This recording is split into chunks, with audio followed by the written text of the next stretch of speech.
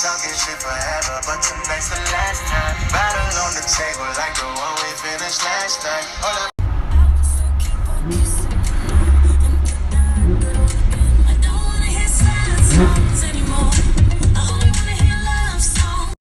Insta-snap, good morning, what's going on? We're doing a little lesson. If you've been following along a little while, you'll know that Robin and I just got back from Houston, Texas, where we did a 10-day program on philosophy, science, religion, the origin of life, the origin of the universe, the meaning of life, mastery in life, and many people have been asking for a summary.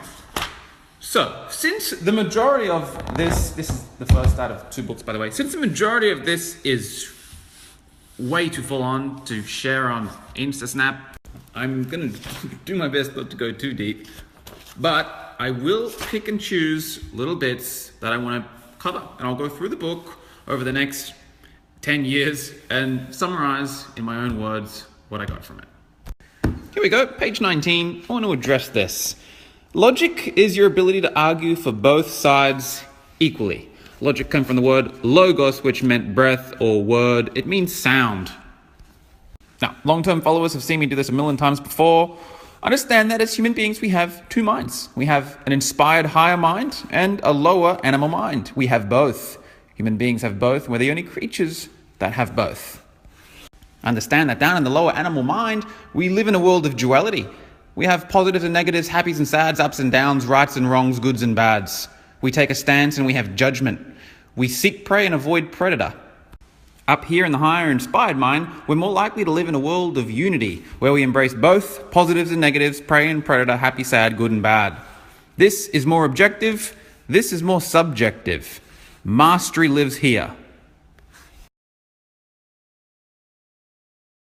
So, as you look around society, you look at the masses, the individuals who aren't really doing much with their lives, they will live in a world of judgment. They will have more judgment in their life. This is bad, this is good. This individual is a terrible, evil, nasty person, and this guy is a fucking hero. He's flawless, he's perfect. As you move up the scale of conscious evolution and awareness, and you start to study more masterful people, you'll notice that they don't judge as much.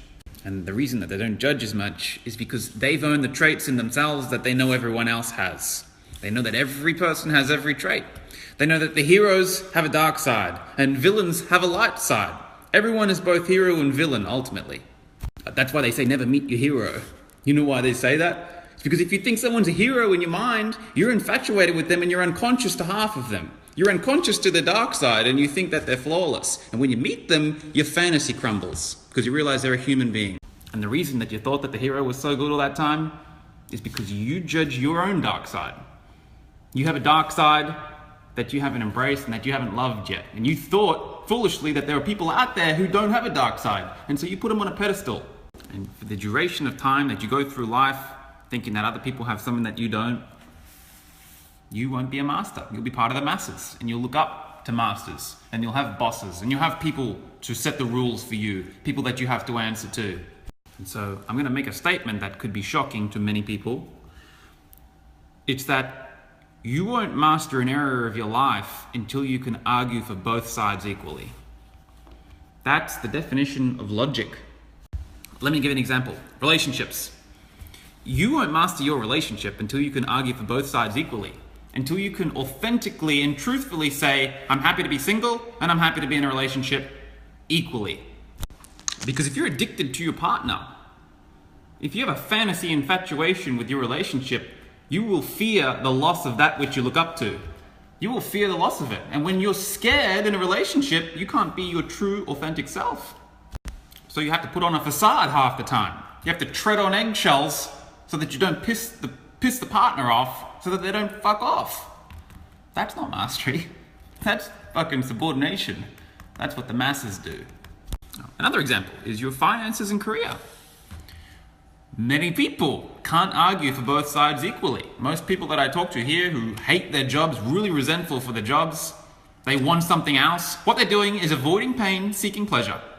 They're down here running like animals. This is their pain. This is their pleasure. They're avoiding that, moving to that. Down here in physics, we call charged particles ions. These are ions. This is light. These are your ions or charged particles. And when our ions move from negative to positive, it's called passing the ions. These are our passions.